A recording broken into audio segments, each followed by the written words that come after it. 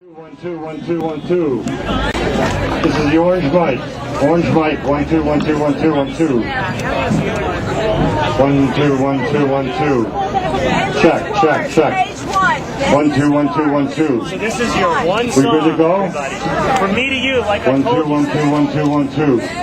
So belt Okay. it out because we only have one mic. One song, one One mic. song. Don't take the mic and put it out there. Are they ready? Okay, Endless war. Chris, we're one song and then we're good to go. Endless wars, right? Yeah. Endless wars, So belt everybody. it out.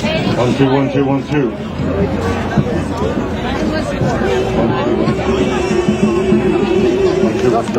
It works.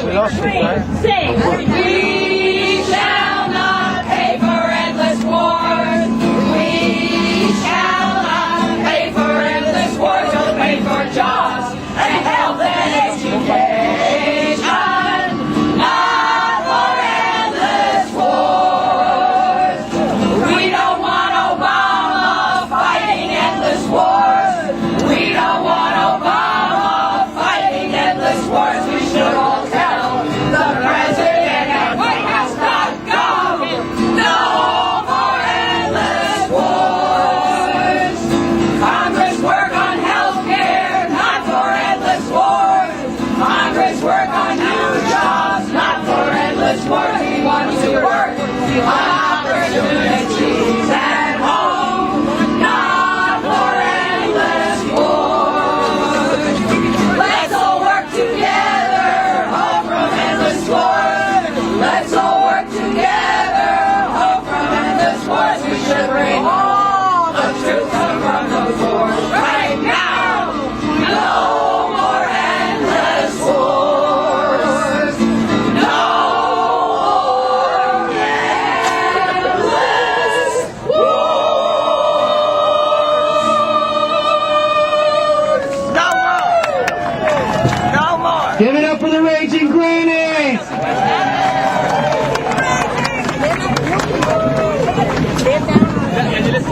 Be careful of the wires, ladies. Hello, everybody.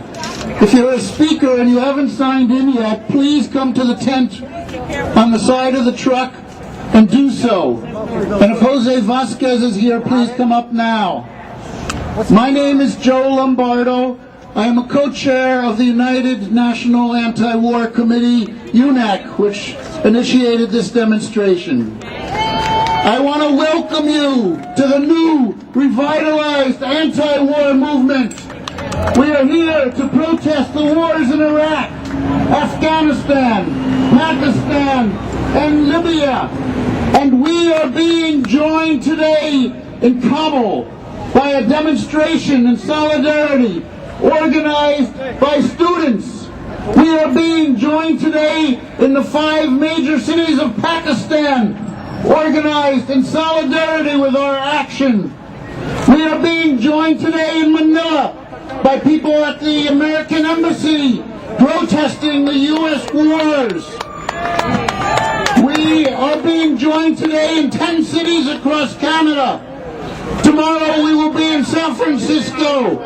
And today in Iraq, people will be protesting at every U.S. base, and they intend to stay till the war ends. But we are a new anti-war movement because we understand that this phony war on terror has a domestic component, and that is the attacks on Muslims that have taken place all across this country. And we stand with our brothers and sisters in the Muslim community and say no, no, never. We are a new anti-war movement because we understand that they can spend trillions for war, yet they want to shut down government in this country. They want to attack unions. They want to stop collective bargaining. And we say no, no, never. And we are an anti-war movement that will stand from now on with our brothers and sisters in Palestine. You will see brochures like this from UNAC. Take them, join UNAC. You are UNAC. There'll be a number of speakers today. Please be patient. It's because these are the components of the new anti-war movement and we need to bring them together. Thank you for being here. All right, my next job is to introduce our next person on the stage, who is Joanne Shannon Doe. Please welcome Joanne Shannon Doe from the Iroquois Confederacy, a people guided by the great law of peace, the world's oldest democracy, a Grammy-winning artist who is featured in an upcoming recording, Path to Zero, with Sting, Bono, and the late Jim Morrison. Here's Joanne.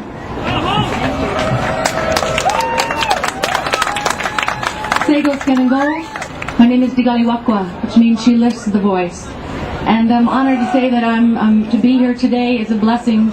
I've been corresponding with a Green Beret, Native American soldier in Afghanistan, and he would like to see the end to war. He listens to my music, he says, every day, and it helps to keep him steady. I will be performing with PeaceOnEarthProject.org in the Middle East on 11/11/11, with a lot of the musicians coming out from this new recording on June 7th. So keep an eye for that. As well, I'm performing tonight, sponsored by the People's Voice Cafe at the New York Unitarian Universalists on 40 East and 35th Street. And the song I'm going to sing for you is an Anishinaabe song. The words mean this: awaken, stand up, be counted. We are being recognized in the spirit world. And we are all responsible for ourselves, for our families, and for our nations. Ambe Majada Gibuabi Daba Gini Gume Gana Gimduba Ambe Majada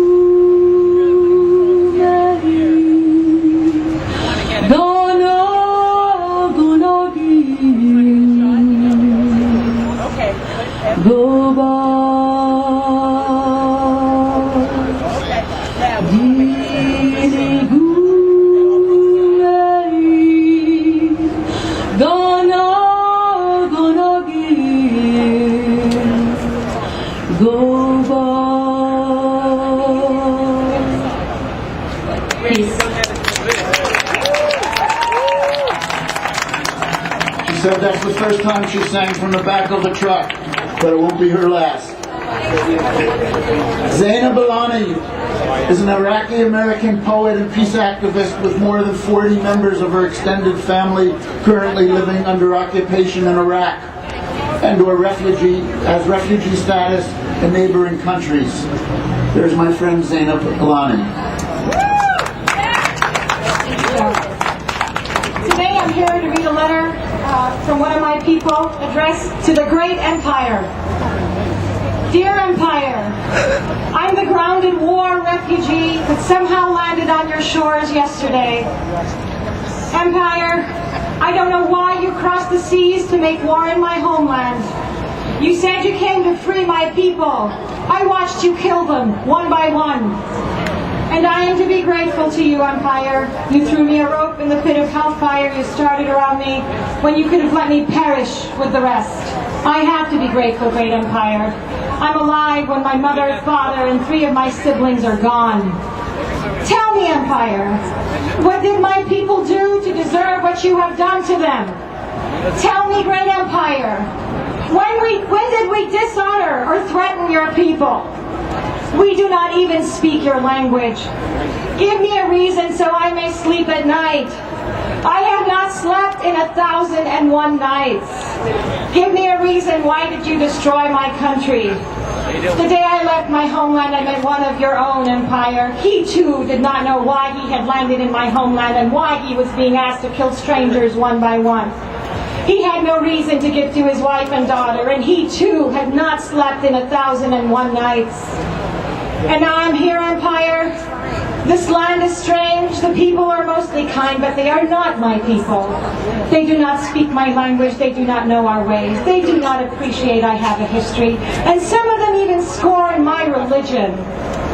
At times I know. They wonder, why am I here? What do you want me to tell them, empire?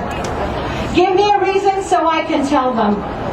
The man I left in my destroyed homeland also wanted a reason. At least give him a reason, so he may tell his wife and daughter. Please, please give us a reason. Signed, humbled Iraqi refugee, dated April 9, 2003. Thank you. Last Monday marked the 41st anniversary of the historic speech at Riverside Church by Martin Luther King, where it came out for peace. Stephen Phelps is the interim senior minister at the Riverside Church. I'd like to introduce Reverend Stephen Phelps.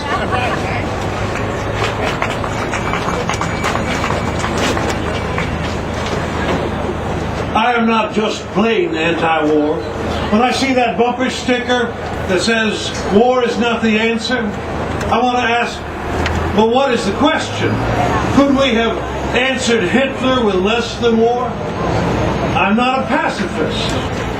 And yet not once since Hitler fell has history put to America a question to which war was the one answer. Not Korea, not Cuba, not Dominica, not Vietnam, not Lebanon, not Grenada, not Panama, not Iraq, not Afghanistan, not Libya, not Iran. We do war here the way we do surgery here. Careless of the body for ages, and then cutting and bombing to be rid of bad things that we have brought upon ourselves, but changing nothing in ourselves, which is the prime cause of our miseries. We're addicted now. We snort war, no questions asked. Even smart men fall into the habit. How much we have to change to be done with this dope.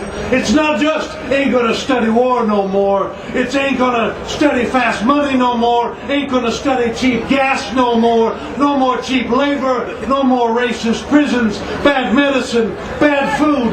Ruined farms. Sexist wages. ICE on immigrants. Isolating Islam. No more. That's how we are anti-war.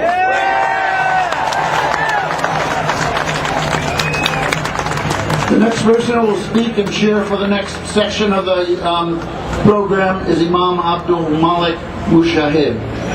Abdul Malik Mushahed is the founding chairman of Sound Vision Foundations, the leading producer of education content for Islam and Muslims. He is executive producer of the daily radio Islamic talk show on WCEV 1450 AM in Chicago. Imam Mushahed serves as chair of the Council for a Parliament for the World Religions, the premier interfaith organization in the world. He is the inspiration behind the Muslim Peace Coalition and has mobilized so many of the Muslims that are here today. Here's Malik.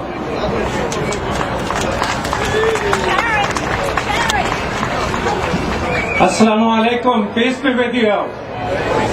Hey, assalamu alaikum. Are you with me? All right.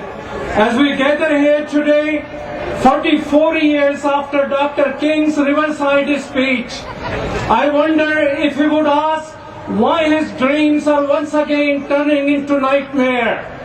Brothers and sisters, we are here to say no to the nightmares, and we are here today to say yes to American dream. The American dream which must be for all. A dream in which America is not number one in packing its prisons with its poor and its strangers. An America where working people can bargain. Let's work for an America where billionaires also pay taxes and cannot buy our politician. Are you with me? An America which is not number one in gun selling and gun buying. An America which does not bomb the poorest of the poor for the service of the richest of the richest. Are you with me? War, terrorism, Islamism, Islamophobia are all one evil triplet. We oppose all of them. Let's unite against war at home and war abroad. Are you with me? And let's, brothers and sisters, let's not turn against each other. Let's not detain our undocumented workers and children in the burning sands of Arizona. That's not us. That's not what Jesus would do. We must learn the forgotten lessons. Lessons about being your brother's keeper. And yes, the lesson from Muhammad that none of you has faith until you love for your neighbor what you love for yourself. Are you with me? Whether it is the white children, black children, or another beautiful mix of godly creation, this is the diversity of our strength. We must not fear it. This diversity is here to stay. We must build on it. Are you with me? Let's build a nation where justice prevails. Today we arrest a Muslim and tell him your evidence is secret. My brothers and sisters, tell me, can you defend yourself when your evidence is secret? Is it justice? Is it America? Are you with me? Let's work together. This is the first step. Let's struggle together before you leave. Make a commitment. Tomorrow you will be not this many. You will be tenfold more. Thank you and peace be with you. Now I invite Imam Ashraf Osama, who is president of Islamic Circle of North America, ICNA in New York, and he's the one who, along with Imam Alamin Abdul Latif, worked on getting 100 imams to endorse your rally today. Imam Ashraf Osama of New York. Assalamu alaikum. Assalamu alaikum. Peace be upon you all. First of all, I'd like to thank the United National Anti-War Committee for this anti-war peace movement. May God give success in this struggle. According to the CIA World Fact Book, an Afghan lives only 44 years, about 30 years less than neighboring countries. It is just a result of war, devastation in their country. The war in Afghanistan started 30 years ago with the invasion of erstwhile Soviet Union. Since then, more than 1 million Afghans have been killed and 3 million maimed. 5 million, one third of the population were forced to leave their country and become refugees. There are still 3.1 million Afghans refugees today, and it is 27% of global refugee population. Another 2 million Afghans were displaced within their own country. In Iraq, the US had more than 150,000 troops plus 190,000 contractors. 1 million people were killed, and the whole infrastructure of the country was destroyed. We can look to Pakistan and the whole of the Middle East. It is being destroyed with the wars and terrorism. If we cannot stop this massacre, the human being cannot live. live in peace and tranquility. So everyone must try to stop the wars and terrorism. On behalf of Islamic Circle of North America, I urge the eunuch and all other peace-loving people to continue this struggle to end the wars and terrorism, to make this world as a peaceful abode. Do you support it?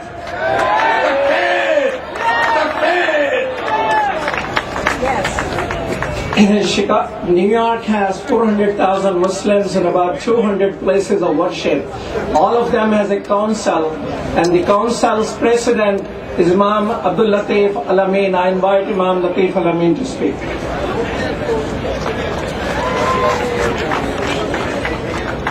Bismillahirrahmanirrahim. Hamdan kathiran tayyiban mubarakan fi. My fellow Americans and fellow Muslims, Assalamu alaikum wa barakatuh. Peace be upon you all. We want to thank our Creator, Allah Ta'ala, for this gathering, and then we want to thank UNAC and all of the other organizations and volunteers who worked to make this rally a success. Allahu Akbar! Allahu Akbar!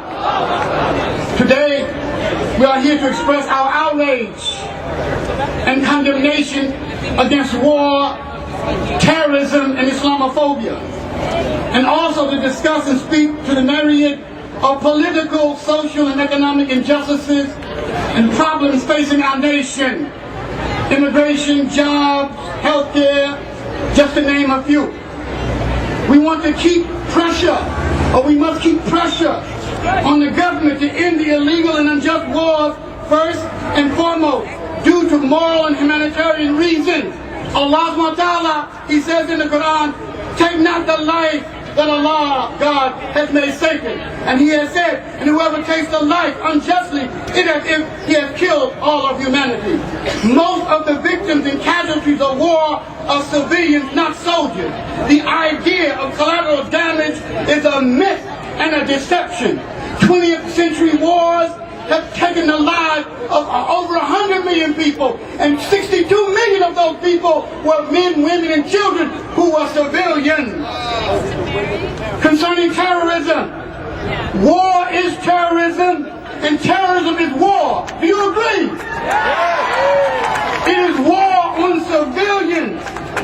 What they both have in common is violence, killing, mayhem, and destruction against innocent people. To my fellow Muslims, we as a community must be absolutely unconditionally and unequivocal, unambiguous, and total now condemnation of terrorism. My fellow Muslims, the violence, the murder, the mayhem in which we see innocent Muslims and non-Muslims being slaughtered like sacrificial animals in the East and the West, whether in the marketplaces, the mosques, the churches, the synagogues, the funerals, at festivals, public buildings, etc., and other places. This must stop. Do you agree? These acts have no place in Islam, and to the youth, do not be deceived by these terrorist criminals and murderers. They are heroes, they are not the heroes of Islam. The Prophet Muhammad said, do not become unbelievers after me, cutting each other's throat and killing one another. And the Prophet Muhammad said, and whoever violates the covenant between us and the non-Muslims, he will not smell the scent of paradise. Thank you. And let me hand over to Sarah Flounder. Sarah Flounder is the life of the peace movement in the city.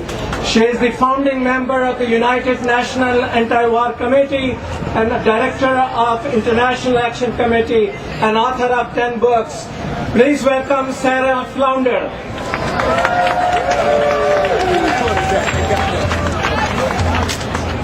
Well, today they decided they weren't going to shut down the federal government. Instead, they were going to slash $38 billion from essential social programs.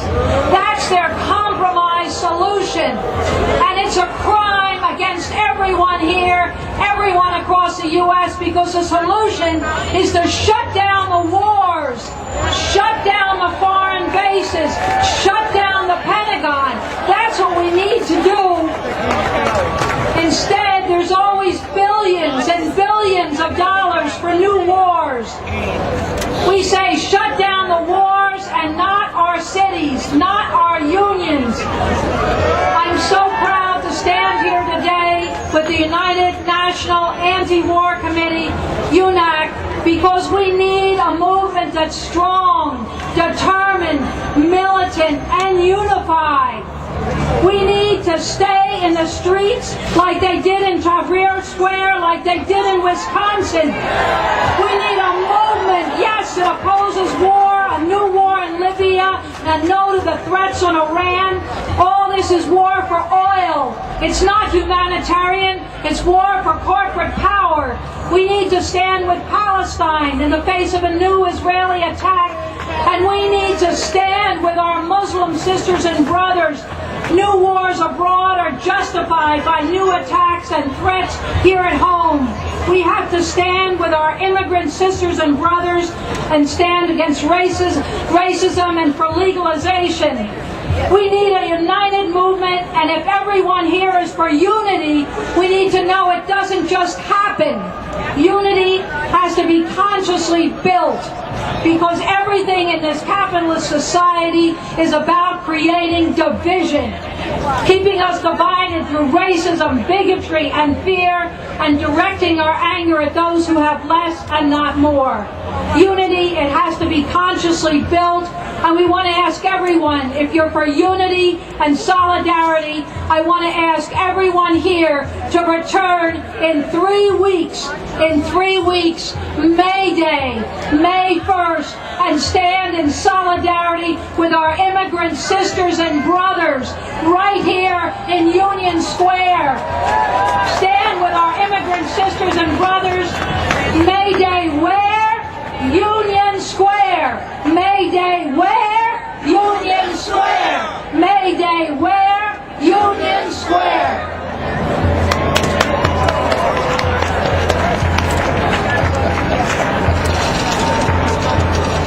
It's such an honor to introduce our next speaker, Mary Richmond.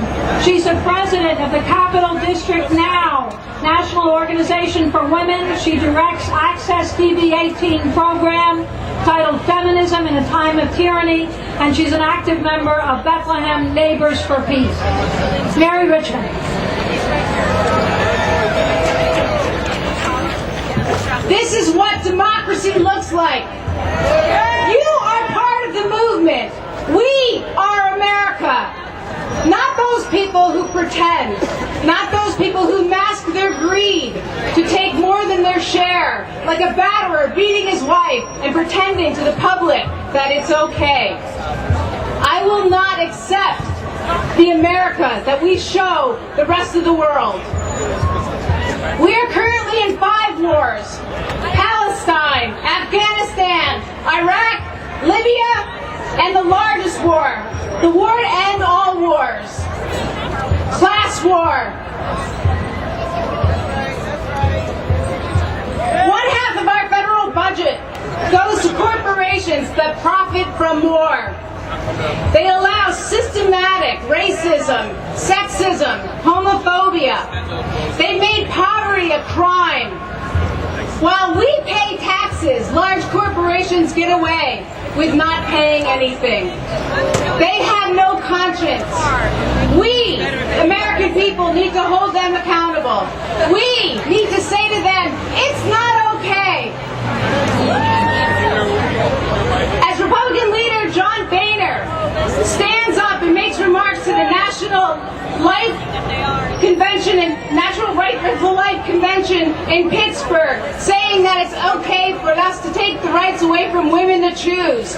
We need to choose.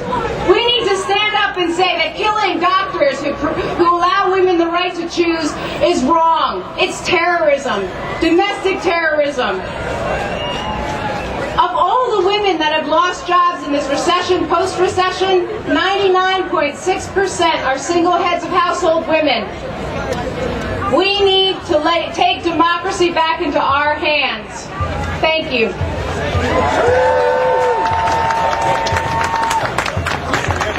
Thank you, Mary Richmond. Next up is Howie Hawkins. He's a co-chair of the Green Party of New York State and was a Green Party candidate for governor of New York in 2010. Good afternoon, brothers and sisters. Let's think about the real threats to our security. It's not the people in other countries who fight against U.S. full-spectrum domination, its trillion-dollar war budget, its 1,000 military bases in 150 countries. No! Real threats to our security are climate catastrophe from global warming, radioactivity from hundreds of nuclear reactors, 1 in 6 workers unemployed, 1 in 6 homes in foreclosure, 1 in 6 Americans in poverty.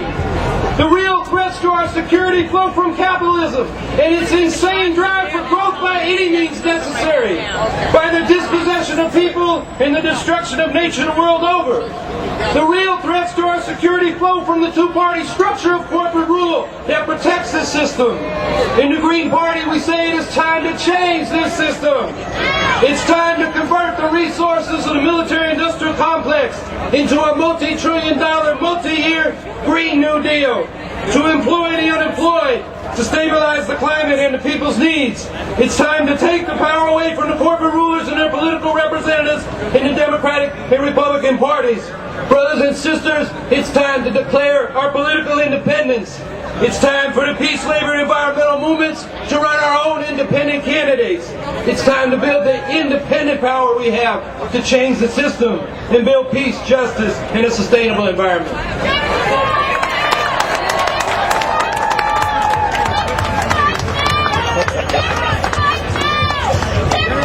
Next up is Vinnie Burroughs. She's an award-winning Broadway actress who's given over 6,000 performances, created 8 one-woman shows, and all that's been intertwined with a life of activism in the fight against war and racism, sexism, and economic oppression. Please welcome Vinnie Burroughs. Greetings, brothers and sisters, and I have only one thing to say to Sarah. Call me a cultural worker. That's what I am, and that's what we all are. We are workers, and we are one. We are one with the people of Egypt, of Yemen, of Palestine. We are one in opposing the wars in Iraq, Afghanistan, Pakistan. We are one with the 5 million people of Libya who in the first days of the humanitarian military action were attacked by 161 Tomahawk cruise missiles launched from more than 100 submarines. Each cruise missile cost more than $1 million. And so, in the first few days of the combined United States and UK military assault on Libya, the cost to us taxpayers was $250 million. Compared to the $2 billion a week in Afghanistan, that is chump change. Now, before leaving the Libya scenario, let us remind ourselves of the bottom line in our capitalist society. The bottom line is money, not more wages for the laborer, but greater profits for the producer. In this instance, oil is the real reason for our militaristic Libyan expeditions. The imperial conqueror is lusting after black gold, oil, and this same lust for greed and profit kidnapped upwards of 20 million of my ancestors from Africa.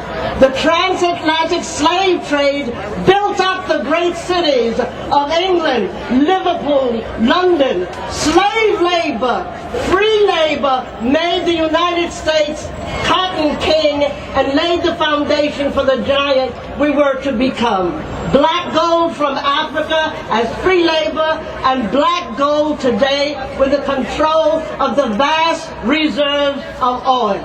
And now, the newly created Unified Military Command, AFRICOM, is leading the charge with our sinister machinations in Libya specifically and Africa in general. We speak truth to power.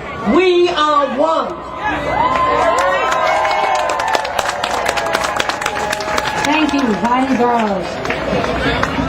Next up and co-chairing this section, Chris Gavreau, who's really been a pioneer of the effort to organize this new coalition, United National Anti-War Committee. She's with the Connecticut United for Peace and New England United. Chris Gavreau.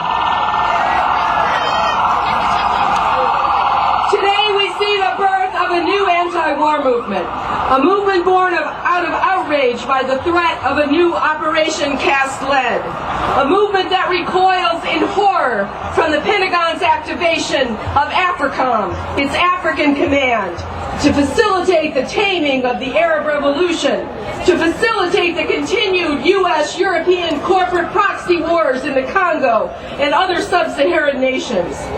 This is the anti-war movement that sees its future in solidarity and common action with the public workers in Wisconsin, in Ohio, in Tennessee.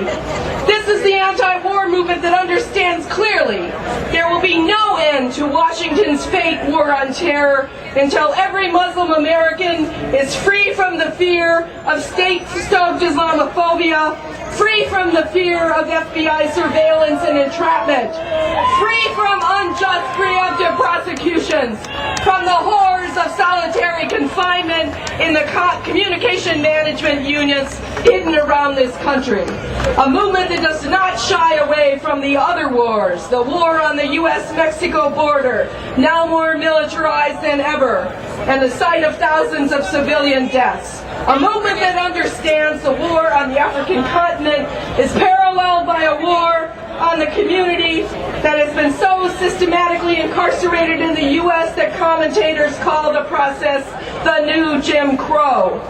An anti-war movement that remembers nuclear power has always been a handmaiden to the war industry. In short, a movement built on solidarity, solidarity, solidarity, no new McCarthyism, no witch hunt against Muslim Americans, bring the war dollars home, join UNAC.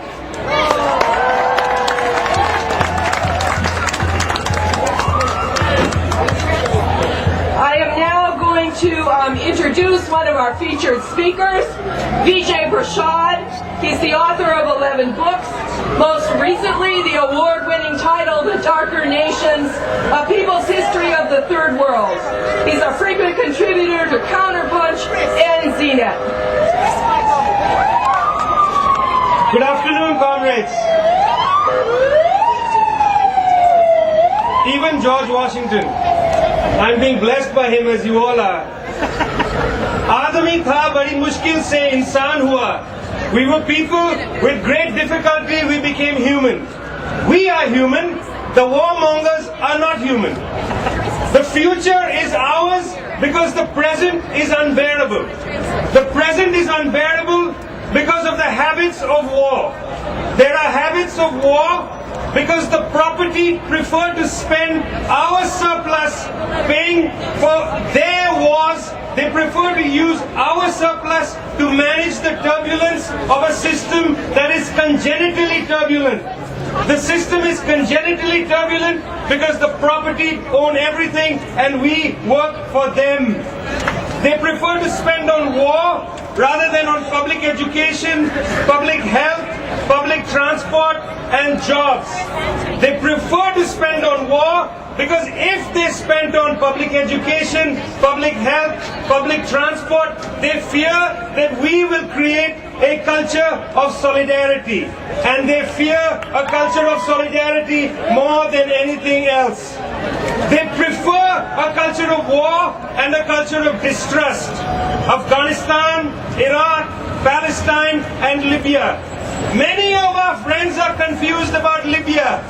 But believe me, that is an imperialist war as much as the war in Iraq, as the war in Afghanistan. There is nothing confusing about Libya. Libya is an imperialist war. The warmongers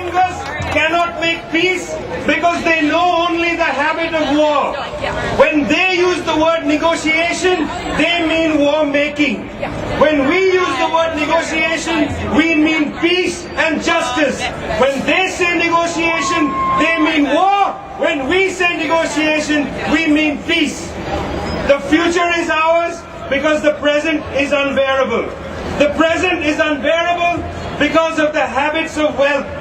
Last year, John Paulson, in collusion with Goldman Sachs, made $4.9 billion by betting against the housing market. There is Daddy Warbucks and there is Daddy Morebucks. The future is ours because the present is unbearable. Down with the present, long live the future. Down with the present, long live the future. Down with the present, long live the future. Thank you. Our next speaker is Harvey Wasserman. He's an American journalist, an author, a democracy activist, and an advocate for renewable energy. He's been a strategist and organizer in the anti-nuclear movement in the United States for over 30 years, and the author of many books, including Solartopia, Our Green-Powered Earth. Harvey Wasserman. Hello, everybody, and no nukes! No nukes! I want to tell you, we're here on a beautiful day, demanding peace, demanding justice. There is only one problem. All of us are breathing radiation from the nuclear plant in Fukushima, where they had another earthquake today, and another nuclear plant was affected in Japan. This beautiful, sunny day is being poisoned by radiation from a nuclear power industry that absolutely should not exist. I'm asking everybody today to take specific action to shut down the nuclear power plants in the United States, and especially the one 45 miles up the river at Indian Point. There are 3 reactors at Indian Point. You can shut them down. Our movement against nuclear power has been extremely successful. There were supposed to be 1,000 nuclear plants in the United States by the year 2000. We have kept it to 104, but that's 104 too many. We must shut these reactors. You can do it. Everybody needs to leave here today and call your senators, Schumer, and what's the woman's name? Gillibrand. Gillibrand, I'm sorry. Schumer and Gillibrand. Call them not once, not twice, every day. Barack Obama has put $36 billion of new loan guarantees into the 2012 budget. New money from your pocket to build nuclear plants that will poison you, poison your children, poison all of our progeny. Arab and Israeli, Muslim and Jew, everybody will die from atomic radiation if we don't shut down these nuclear power plants. If we get rid of the $36 billion in the 2012 budget, we can stop this industry. You need to call these senators every day until that money is removed from the 2012 budget. We need to call your representatives in the U.S. Congress and get that money out. That $36 billion is the curse of Fukushima. We have had 3 Mile Island, we've had Chernobyl, we've had Fukushima. I am terrified of what comes next if we do not shut this industry. The Indian Point Coalition is over there in front of the Babies R Us, I think, store. There are petitions to sign, but we need to get in the senators' faces. This is something, thank you, that we can win. I started with this movement in 1973. I was 27. Now I'm 65. It takes a while, folks, but the half-life of plutonium is 24,000 years. It kills people for 250,000. We are breathing it today. Our children are breathing it today. This industry is sick. It is not profitable. It only serves the needs of the large corporations. We have an answer. The answer is solartopia. Wind, solar, tidal, geothermal, ocean thermal, biofuels. We have technology that can be owned and operated by you, by the people. Solartopia is people's technology. That's why the corporations don't want it. That's why they want more nuclear plants. They don't make sense except as engines of control. Nuclear power plants are weapons of mass suicide. Solartopia is the way to the future. With wind, solar, tidal, geothermal, we can power this city. We can power this country. We can power this world with clean, safe, reliable energy sources that you and your communities can own and operate and control. So shut Indian Point. Call their senators and congresspeople. Get that money out of the federal budget. This is something we can do. We can do it now. We can do it tangibly. We are used to winning in the no nukes movement. Join us and stop these reactors now and forever. Save your own lives. Save your children. Save this planet. I have the privilege of introducing David Burns. David Burns is going to sing a song for us written by Pete Seeger, the great Pete Seeger. It's the song for Solartopia. It's where we can go to have a green-powered Earth with peace, with justice, and with survivability. Thank you, and here's David.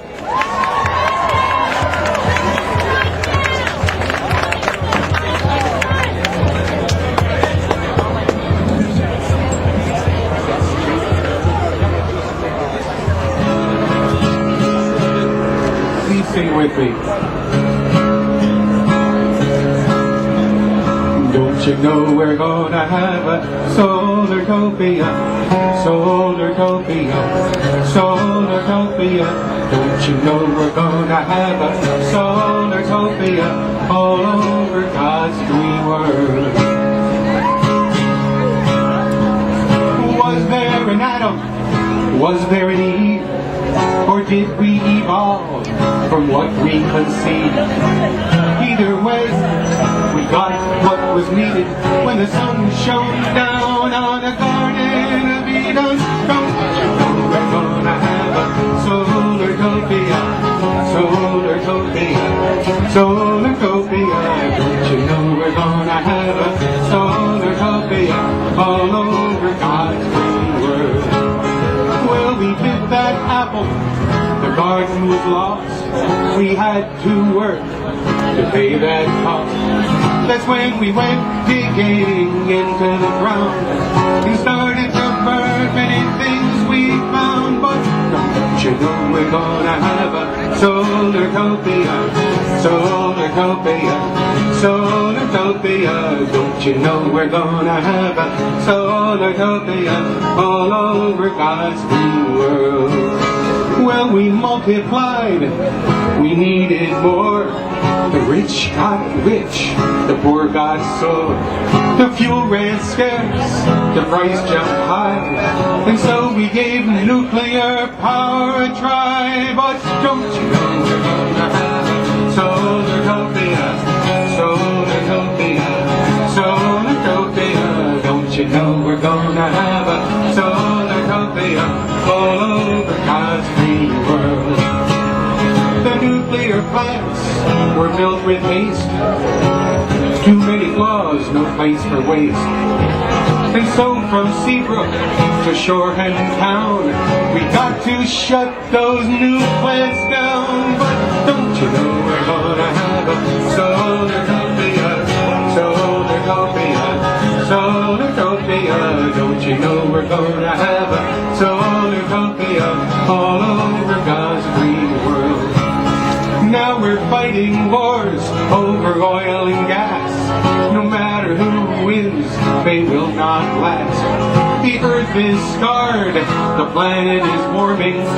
Don't you think that all of it's a great big warning? Don't you know we're gonna have a solartopia, solartopia, solartopia. Don't you know we're gonna have a solartopia all over God's green world.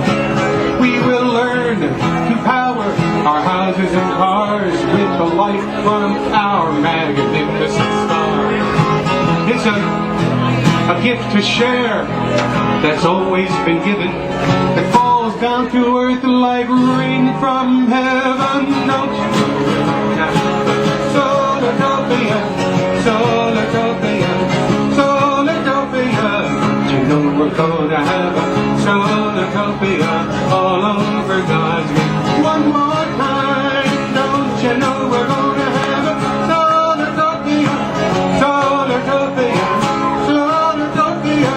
Don't you know we're gonna have a Solatopia all over God's green earth? Thank you very much. Dauna Naish Pisalam. If you want to see Pete Seeger singing Solartopia, I'm told you can go to the solartopia.org website. And I thank our anti-Newick activists. Our next speaker and chair is Ashley Smith. Ashley is a journalist who as often appears in Counterpunch and ZNet. He's one of the main organizers, so one of the central organizing team for this wonderful demonstration and program. Ashley Smith. Brothers and sisters, we are standing at a historic moment.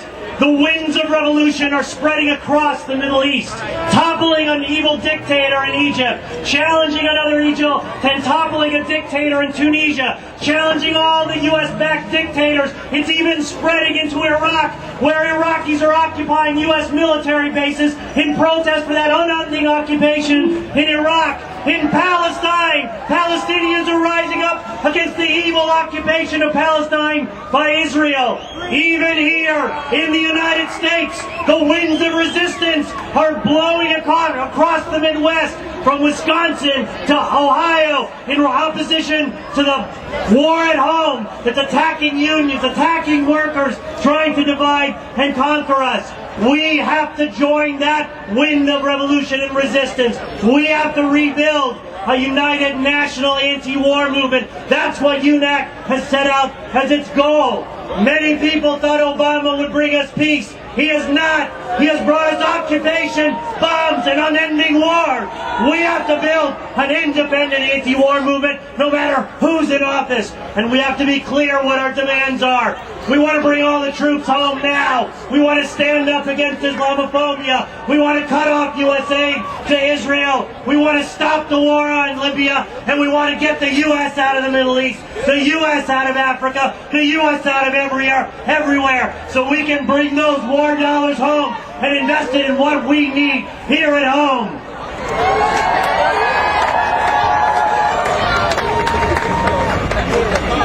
I have the honor of introducing Teresa Gutierrez, who's a member of the May 1st Immigrant Rights Coalition.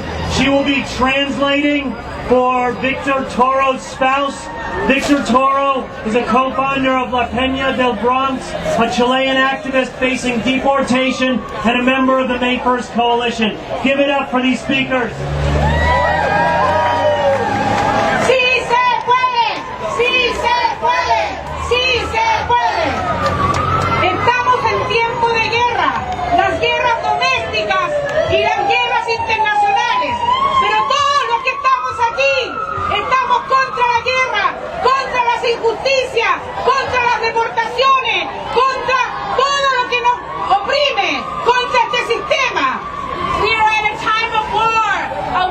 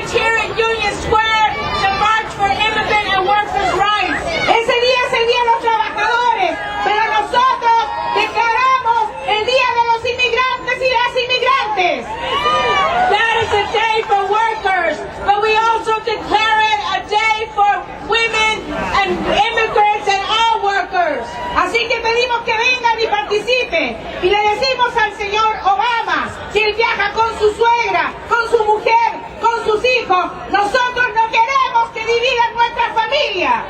So I urge you to come here on May Day, 12 noon, right here, to send a message to Obama, who gets to travel with his families wherever he wants to. We urge you to come here and march to demand the Obama administration to stop dividing our families. Y con toda la fuerza de la historia, a parar las guerras, a parar las injusticias, a parar las deportaciones, a parar toda la criminalidad y cesantía que hay en este país. We have history on our side, so we will stop all the wars, we will stop all the crimes against humanity, and we will win justice. Nosotras y nosotros sí podemos. Sí se puede. Yes, we can. Sí se puede. Sí se puede. Adelante. May 1st, where? Union Square. May 1st, where? Union Square. All right, our next speaker is going to be Lucy Baguada. Lucy is a member of the Honduras USA Resistencia, and she just returned for Honduras. Give it up for Lucy. Thank you very much. Compañeros and compañeras, it's an honor to be here with you today at this national anti-war demonstration here in our very own New York City, one of the greatest and most culturally diverse cities in the whole world. My name once again is Lucy Baguada.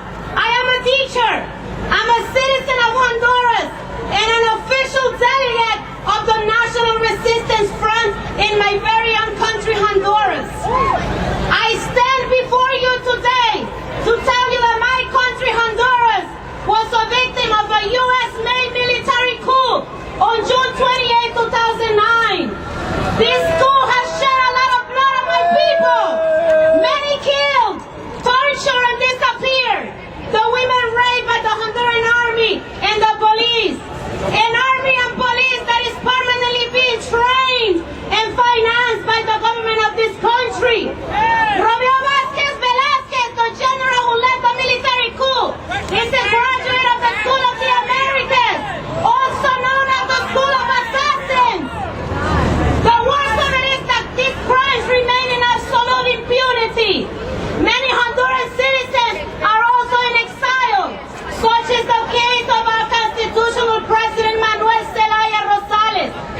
My husband, Honduran writer and former diplomat, Roberto Quesada, and a very dear friend of mine, Blanca Dore. There are many reasons why this coup was supported by the U.S. One of them was that President Zelaya has signed with Petrocaribe, and the other reason is that President Zelaya was trying to close the largest military base in Honduras, and that is Palmerona. Okay? We need to send a strong message to our President Barack Obama and to our Secretary of State Hillary Clinton to stop financing coups in Latin America, in Honduras, and the world. We need to bring the troops back. We need money for education, not for occupation. Thank you. All right, brothers and sisters, our next speaker is Ann Wright. Colonel Ann Wright spent 29 years in the U.S. Army and retired as a colonel and was a U.S. diplomat for 16 years and resigned in 2003 in opposition to Bush's criminal war on Iraq. Give it up for Ann Wright. Well, as a former military person and as a diplomat, I say stop these wars! Stop the wars! Stop the wars! Hundreds of thousands of people dead in Iraq and Afghanistan because of U.S. military intervention. I say stop these wars! Stop these wars! Stop these wars! I say to our military, stop fighting these wars! I say to the people in the military, treat other people right in the military. Protect the whistleblowers, the alleged whistleblower Bradley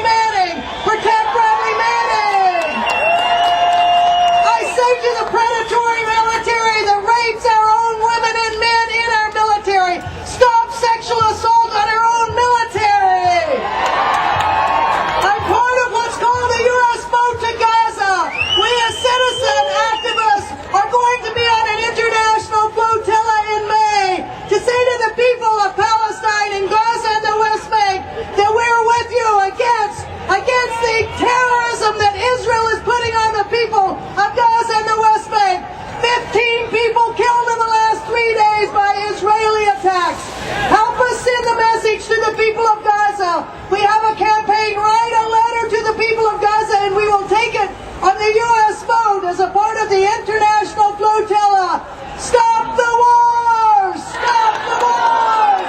Stop the wars! Thank you. Our next speaker is going to be Hatem Aboudeya. Hatem is a member of the United States Palestinian Community Network's Chicago chapter and one of the activists whose home was raided by the FBI in September of last year. Give it up for Hatem. Assalamu alaikum.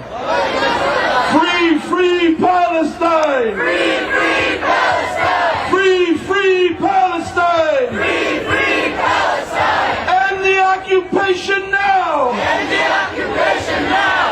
End the occupation now! End the occupation now! It's because of these slogans that 23 of us in the Midwest have been subpoenaed to the grand jury to testify against our movement, to inform on others in the Palestinian community and in the Palestine Solidarity Movement.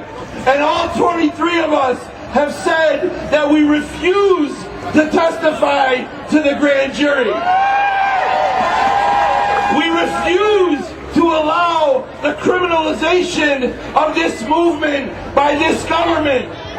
The irony of Obama and this government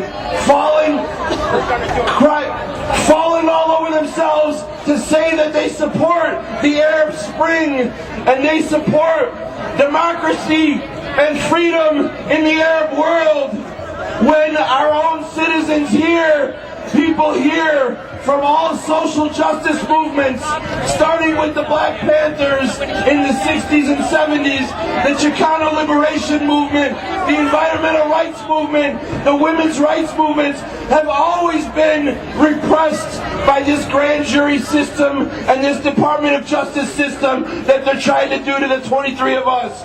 We will resist that. We will not allow for anyone to criminalize our movement. And I want everybody here to please go to stopfbi.net, sign the Pledge of Resistance. If there are more subpoenas, and we anticipate that people amongst us 23 are going to be arrested very soon, imminently. We want people out in the streets demanding from Obama, demanding from Attorney General Holder, demanding from the U.S. Attorney Fitzgerald in Chicago to stop repression of the anti-war movement, stop repression of dissent, stop repression especially against Palestinians and Arabs and Muslims. Thank you very much.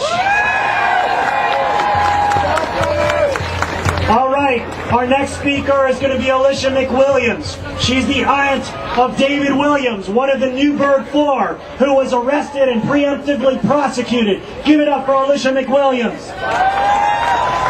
Hi, family. I said hi, family. All right. Who are the Newburgh Four? The Newburgh Four are 4 African-American men in upstate New York, in a impoverished community of the poorest county in New York. The government sent the informant there from 2007 to go after the imam and his son. When they didn't find the imam and his son, they found 4 African Americans and 1 schizophrenic to blow up a Bronx synagogue. We are African Americans. Our family was used for political war right here at home, right here on American soil. We ain't brought the war to America. No one in Congress has said anything. No one. No one in council members, no one in office. We are the people who have to stand up together against the injustice going after a Muslim community. When you go after one community, one religion, you go after all religions. So I came here to tell you today, I am Muslim. Let me hear you. I am Muslim. I am Muslim. I am Muslim. In solidarity, let's take a stand and fight these issues together as one. Peace. Our next speaker is going to be Nellie Bailey. Yeah. Nellie Bailey is from the Harlem Fight Back Against War at Home and Abroad that organized the anti-war Hold Obama Accountable demo in Harlem on March 29th. And it was sponsored by the Harlem Fight Back Against War. Give it up for Sister Nellie Bailey. Thank you very much. Brothers and sisters, we stand here together on this great day of outrage and protest against Obama's wars at home and abroad. President Obama just cut a deal with his twin, the Republican Party. $38 billion cut in federal spending over the next 6 months. But we know what is coming because of President Obama's chilling warning. He said programs people rely on will be cut. The American people have to live within their means. An echo of the same lie as the right-wing Republican Party. We asked the president, where is the $3 trillion in uncollected corporate taxes since 2001? $858 billion in the extension of the Bush tax cuts for 2% of the population. Where is the $2.3 trillion the Pentagon can't account for? We know that you talk about change, but it's change we can't believe in. And then you bring the sleaze, the king of sleaze, Al Sharpton, to bring out the black vote. Well, you're going to lose because he cannot rejuvenate that black base. We are here in the anti-war movement in the tradition of Martin Luther King and Malcolm X, not the sleaze of King Al Sharpton. Power to the people, peace and justice, money for warehousing and jobs, not to buy out Sharpton. Our next speaker, and we are here together as one, it's Ralph Pointer, and he needs no introduction because he has always been on the line for war and justice, and of course for the support and the continued release for Lynn Stewart, our political prisoner. How are you today? I'm not going to make a speech. You've heard the speeches, you've heard the issues, but Lynn's issue is this. We must face the corporate juggernaut with a unified struggle. And that struggle must be to stop the empire of capitalism. And we can do that with general strike. Keep your money in your pocket. Spend nothing but housing and food. General strike, do not allow the unions or the Democratic Party to take us away from general strike. You cannot have butter and guns. We have to cut the Pentagon budget, and we must have general strike together on all issues. Everything that you heard here together, we must support. Thank you. Brothers and sisters, our next speaker is Janine Yazzie. She's here to read a letter from the political prisoner Leonard Peltier. Leonard Peltier, a leader of the American Indian movement and America's prisoner of war since April of 1977. Here is Janine Yazzie. Greetings, and thanks you for giving an old warrior a few minutes of your time. No one knows the cost of war more than the older, wiser warrior. Once we have fought the battles, we realize that those who bear the greatest burden of war are those most vulnerable, those without power or influence. They are the ones who suffer the most from any war. Since World War II, non-combatants have become the primary victims of modern warfare. Someone must be their voice. The United States has not had a single year of existence without soldiers in a combat zone, not in over 230 years. That is not to say that I hate or that anyone should hate this country. It is simply a statement of fact. The U.S. spends as much on its wars as the rest of the world put together. The U.S. Air Force is the largest in the world, and the second largest Air Force in the world is the U.S. Navy. That's right. Add up Russia, China, Germany, England, France, and more. The American Navy is bigger than all of them put together. President Eisenhower warned us many years ago of the military-industrial complex and its impact on the world. What do you do with all these shiny tools of destruction? You don't spend billions of dollars on warplanes and warships so they can sit around and rust. You must use them if for no other reason than to justify their existence. So again, you, the people who gather here and elsewhere today, you are the voice of those who are called collateral damage, the unrepresented, the disappeared, the casualties of wars. Raise your voices as one in righteous indignation against the military-industrial complex. Become the power of peace and the counterbalance to the insanity of war as the Creator intends us to be. Strive to live in balance and teach your children to live in harmony with Earth and all of life. All right, everybody, our next speaker is Ramsey Clark. Ramsey Clark is a former U.S. Attorney General. He's been a long-time human rights lawyer and is a winner of the UN Peace Award. Give it up to Ramsey Clark. What a great crowd. Our country has made war a way of life, a way of dominating other peoples, exploiting their resources.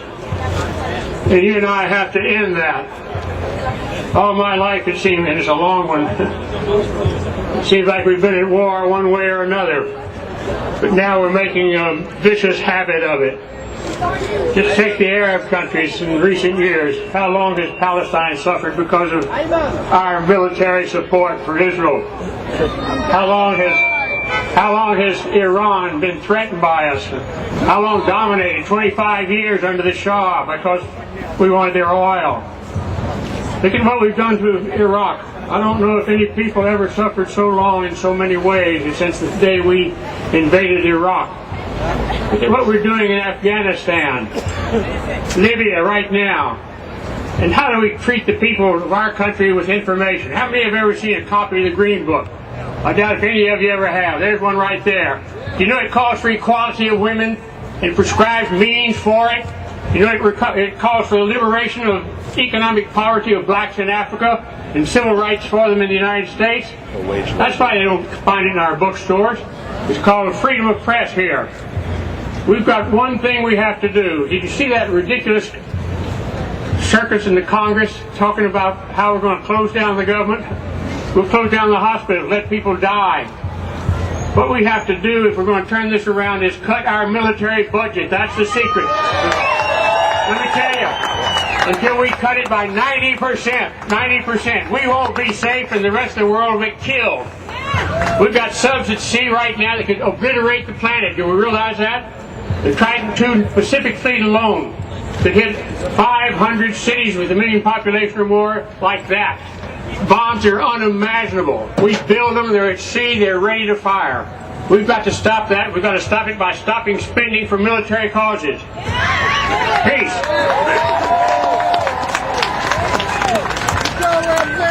All right, our next speaker is Ahmed Shawki. Ahmed Shawki is an editor at the progressive publisher Haymarket Press and has recently returned from Cairo, Egypt. Give it up to Ahmed.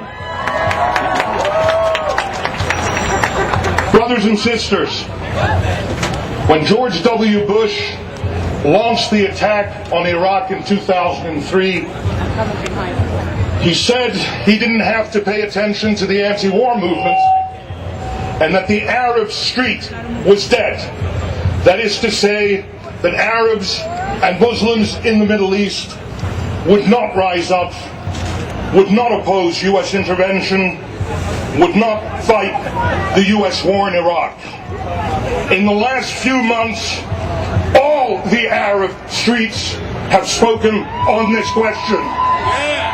In one country after another, democracy movements emerged to oust tyrants who have been in power for 40 or 30 or 25 years. Democracy in the Middle East is coming from the bottom up and was never going to come at the ends of bombs, guns, and occupation. The movement across the Middle East is at a crossroads. After the fall of Tunisia's dictator in a month, after the fall of Egypt's dictator in 18 days, other dictators took stock of the situation. In Libya, in Yemen, in Bahrain, they decided to drown their people's movements in blood. We have to defend those movements at all costs. The U.S. and the West are now using the repression in Libya as an excuse to make intervention in the whole region possible again. Because at the end of the day, what the U.S. cares about is Saudi Arabia, the Gulf states, and its oil and geostrategic interests. Our duty in the States is to be able to support the movements across the region. And I can end by saying that years ago a song came out that was called Walk Like an Egyptian. Today we ought to learn from Egypt and walk like the Egyptians, strike like the Egyptians, protest like the Egyptians, bring Tahrir to the United States. Thank you.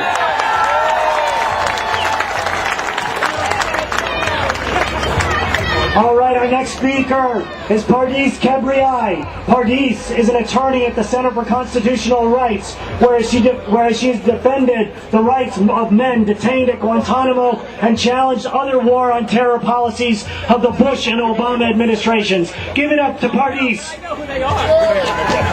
Thank you. You know, as many of you know, President Obama announced his bid for re-election last week. And you remember his slogan when he campaigned in 2008, right? Change we can believe in. We also know the change he's brought. In Afghanistan, thousands of more troops, thousands of more dead and suffering civilians, and billions of more dollars in a war even U.S. officials say they no longer understand. In Pakistan and Yemen, a shadow war being waged by the CIA and secret military forces using drones and remote control killing. At Guantanamo, a broken promise to close the prison and a new executive order that reaffirms the indefinite detention of the men detained there as official U.S. policy. In the U.S., the targeting of Muslims for prosecution based on terrorist plots fabricated by government informants or for political activism recast as support for terrorism under special conditions that cut off their communication with the outside world or subject them to solitary confinement.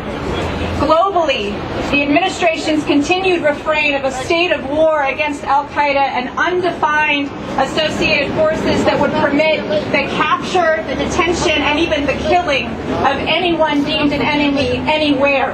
And the list goes on. There are thousands of us here and around the country and around the world who have had enough.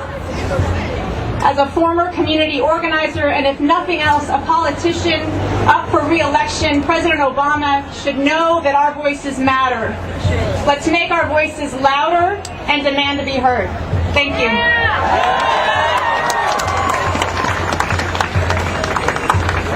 Next up, we have a long-time fighter in the struggle against racism right here in New York City.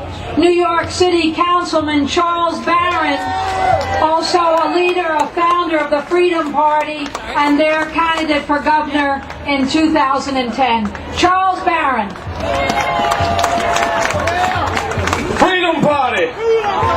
Freedom Party! Freedom Party! Freedom Party! We say no to war! We say no to war! We say no to war! We say no to war!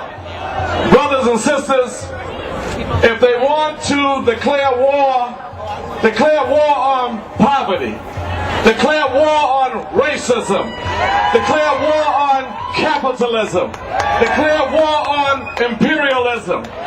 If they want to stop and frisk people like they do in our neighborhoods, stop and frisk Wall Street.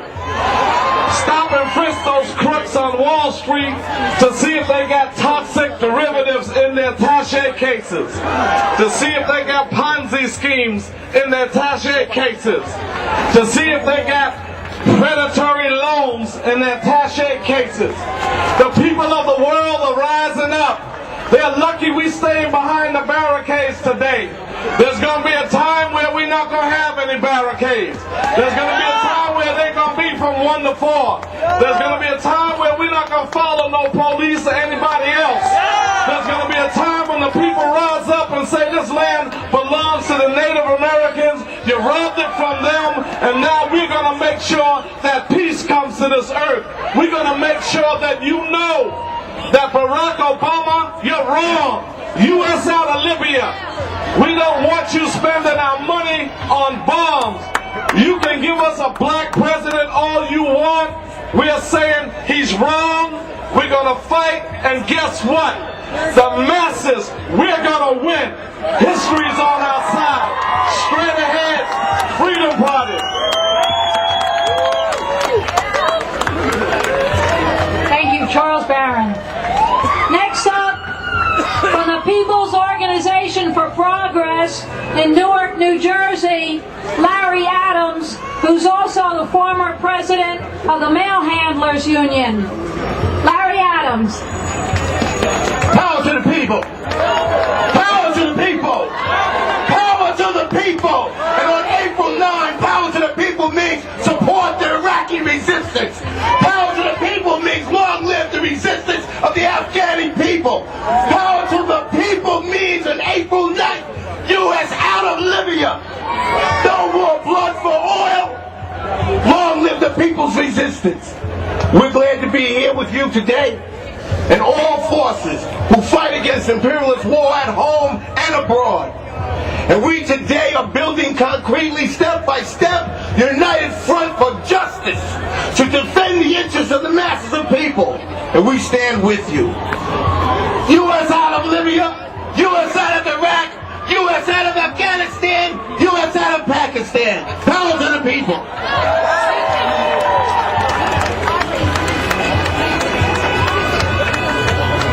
We're now coming to a really important part of the program. I want everybody to listen up. We're going to ask Malik Mujahid to please come back from the Muslims for Peace Coalition. You see all the wonderful signs here for the Muslim for Peace Coalition. Malik is also part of Sound Vision Foundation. So give a special listen. This is really one of the main organizers of today's rally. How are you doing? Okay, we need some work to be done. So, first thing I need is all the banners down. I like to see people in the back. Down, please. Thank you so much. Wow, there's a huge crowd out there. Thank you so much. All right, give a kind of applause to all of those who came here. You know, war is sucking this country inside out. We are against war at home, we are against war abroad. Are you with me? Now this struggle is not going to be a struggle for this afternoon. This is a first step. Are you with me? We are just beginning. Are you with me? Now, to go a long way, it will take your time. Are you going to give some time to the movement? Raise your hands. All right, all right. Now, it will not only take your time, but it will take some money. Are you with me? Are you with me? Show me some money, brothers and sisters. Show me some money. Okay, raise this if you have. Okay, there are 30, 40 of these. This is gonna go around. And if you can give $1, thank you so much. If you can do more, even better. Are you with me? All right. Now, we have buckets out there. If you cannot find a bucket, there are people with white band. Show your white band like that. You can give it to them, or you can pass on to the speaker side.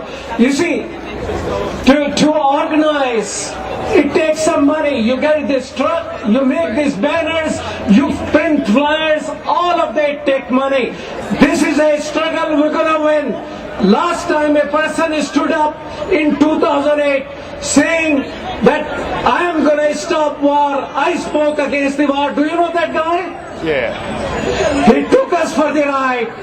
This time come election, we are gonna take them for Europe for the ride. Are you with me? It's gonna take some money, $1 each. If you can give $5, thank you so much. Are you with me?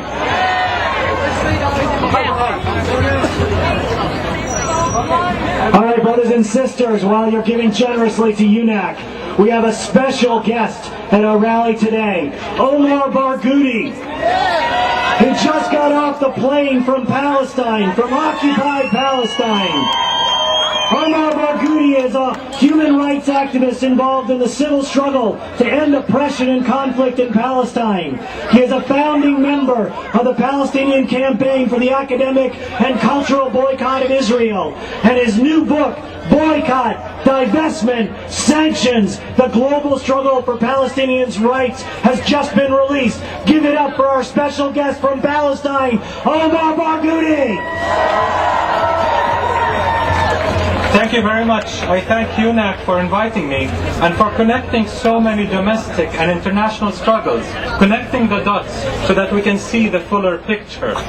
The question of Palestine is not a distant issue in this country. Those last few days, Palestinians in the besieged and occupied Gaza Strip have lost their lives.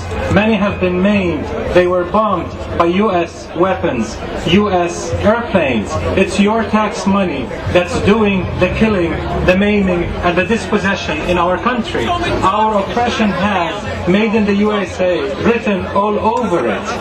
When we ask you to end all US aid to Israel, we're not asking you to do something heroic. It is not heroic to end complicity in crime.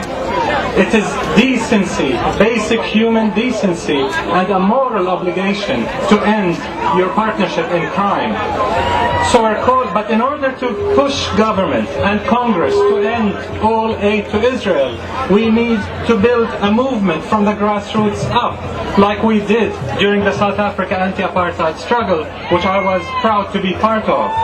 We've got to boycott, divest, and sanction Israel. Israeli companies, US companies, international companies that are doing business with Israel and profiting from our oppression. It is long overdue to start a citizens' campaign to boycott Israel. There are many groups involved in this country in just that. Adala New York, Jewish Voice for Peace, International Jewish Anti-Zionist Network, many Muslim groups, and most importantly, tens of wonderful, inspiring campaigns on US campuses that are divesting from Israel. I'll end with a wish. I wish you Egypt, so you can decolonize your minds, for only then can you envision real liberty, justice, equality, and dignity. I wish you Egypt, so you can tear apart the sheet with the multiple choice question, what do you want? For all the answers you are given are dead wrong. Your only choice there seems to be between evil and a lesser one. I wish you Egypt, so you can, like the Tunisians, the Egyptians, and certainly the Palestinians, say no, we do not want to select the least wrong answer. We want another choice altogether that's not on your damned list. Given the choice between slavery and death, we unequivocally opt for freedom and dignified life. No slavery and no death. I wish you Egypt, so you can collectively rebuild your societies, to reset the rules so as to serve the people, not savage capital and its banking arm, to end racism and discrimination, to be in harmony with the environment, to cut wars and war crimes, not jobs, benefits, and public services, to invest in education and healthcare, not in weapons, to overthrow the repressive, tyrannical rule of multinationals and to get the hell out of Afghanistan, Iraq, and everywhere else where under the guise of spreading democracy, your self-righteous crusades have spread death, social and cultural disintegration, poverty and hopelessness. Our oppression and yours are deeply interrelated and intertwined. It's not a zero-sum game. After Egypt, it is our time. It is time for Palestinian freedom and justice. It is time for all the working people of the world, particularly the most exploited and downtrodden, to reassert our common humanity and reclaim control over our common destiny. I wish you Egypt. Thank you.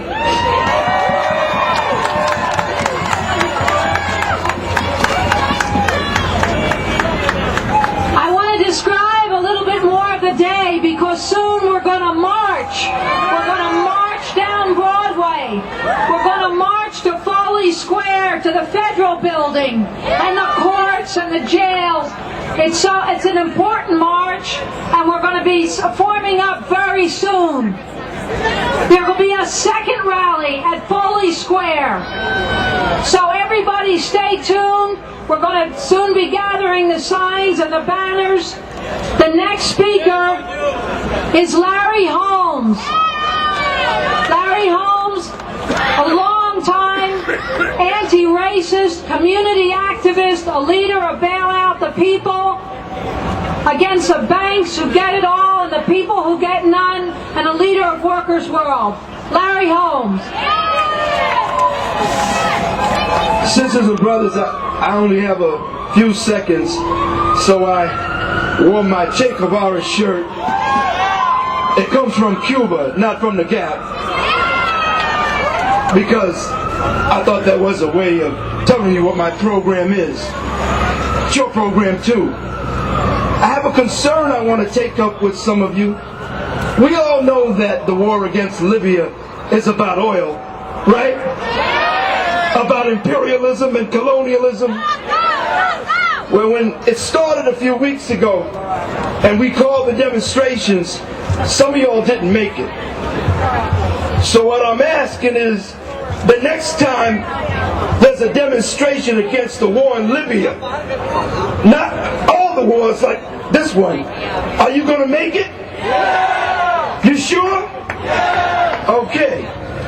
You know, one thing that caught my attention about this discussion about shutting down the government is that, you know, Homeland Security was not threatening those politicians who said they were going to shut down the government. That sounds pretty radical. I didn't see any of them being subpoenaed by grand juries to ask them whether they were a terrorist. I mean, shutting down the government, that sounds like sedition to me.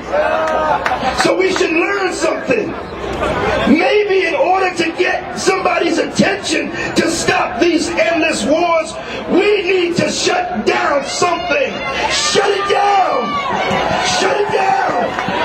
Shut it down.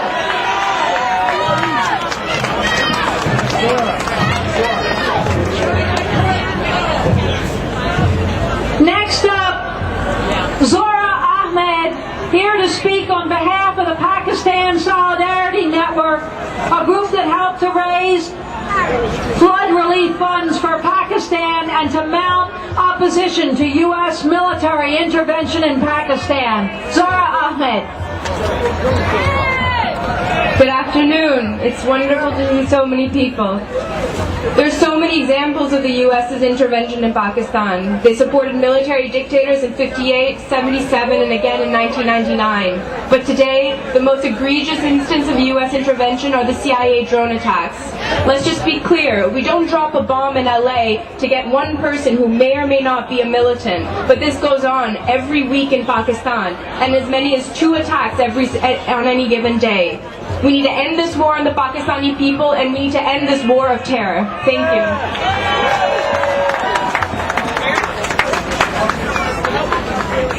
Next, we're going to hear from Glenn Ford, who's had a long career as a radio host and commentator. In 1977, Glenn Ford co-launched and produced and hosted America's Black Forum. the first nationally syndicated Black News interview program. Today he's the executive director of Black Agenda Report and an organizer with Black is Back Anti-War Coalition. Glenn Ford. Power to the people. It's an honor to be here among the honorable people of the real anti-war movement, the one that doesn't shut down just because a slick corporate lawyer with a black face becomes the chief warmongerer. This is a movement that opposes all imperial racist wars, not just Republican imperial racist wars. This, we think, is an anti-war movement that is worthy of the name because it's not afraid to say the name of the chief perpetrator of those wars, Barack Obama. You can't oppose the wars without opposing the war maker. We at Black Agenda Report and at the Black is Back Coalition for Social Justice, Peace, and Reparations have always maintained that Barack Obama is not the lesser of two evils. He is the more effective and efficient evil because he's accomplished more of the right-wing agenda than the Republicans alone could ever hope to do. It was candidate Barack Obama who came to the rescue of George Bush's bank bailout back in October 2008 after Bush had failed to push it through Congress. Barack Obama expanded George Bush's imperial wars, and he has become the mad bomber of North Africa. We know that there is a war going on right here at home. That's why there are 1 million captured black prisoners. 1 out of every 8 prisoners on the planet is an African American. But we are finally mobilized. The hour is late, but we are here to reset the clock. Power to the people.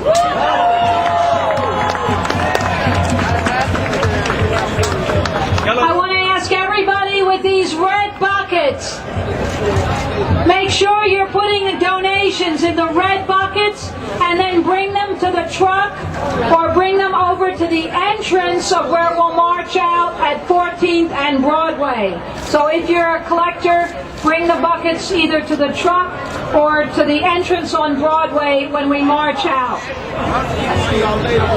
You look beautiful. Boy, this crowd is really growing. Whoa, all the way back. Oh my God. It's just incredible. Hold on. We're going to march just after 2 o'clock. We next want to bring up Ayman al-Sawa, who is an organizer of many of the recent demonstrations in solidarity with the Egyptian revolution, a longtime Egyptian activist. Ayman al-Sawa. Hello everyone! From Tahrir Square to Union Square, the freedom spirit is flying everywhere! Dear sisters and brethren, it's a great day to be here. It's a great day to be Egyptian. We're all Egyptian and Syrian and Palestinians and Yemenis. Our Egyptian revolution is not only belongs to Egyptian. It belongs to you. It belongs to everyone. It belongs to the Palestinians and the Iraqis and here at home. Dear sisters and brothers, you cannot imagine the corruption what our sister and brother in Egypt were been suffering for 30 or maybe 50 years. Everyone didn't expect that Egypt will rise up, including the corruption government here and everybody else. But against all odds, the lying spirit wake up. The true spirit of freedom wake up. And people were hundreds and then thousands and then millions in the street. And the Egyptians were able to kick out the dictator. And we have to turn every square to Union Square. to Tahrir Square. Union Square. Everybody else has to be turned to Tahrir Square. I always tell my kids, I always take my kids to all the demonstrations. 2 years ago, I took my daughter Aya to a Palestinians demo, and she was saying, "Dad, you are going to free Palestine." Then a couple of months ago, I told her, "Aya, we're going to New York City," and she told me, "Daddy, is this free Palestine?" I told her, "No, Aya, it's free Egypt." And then a week ago, Aya and Noor told me, "Are we going to a demonstration?" And they told me, I told them, "Is it free Egypt?" I don't know, kids. It's free USA! Free USA! some chantings for us? Egypt is free. Egypt is free. U.S. will be free. U.S. will be free. Palestine will be free. Iraq will be free. Iraq will be free. U.S. will be free against everything. Please help your sisters and brothers in Egypt. We have fundraising to help them go to go Egypt is free now on Facebook. Thank you very much. Revolution!